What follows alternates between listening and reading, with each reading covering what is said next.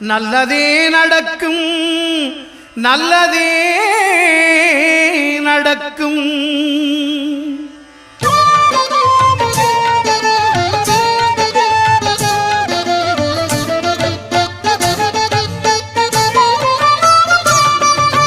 9 கோளும் ஒன்றாய் காண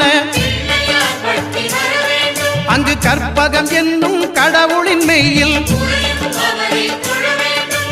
9 கோளும் ஒன்றாய் காண அங்கு கற்பகம் என்னும் கடவுளின் மெய்யில்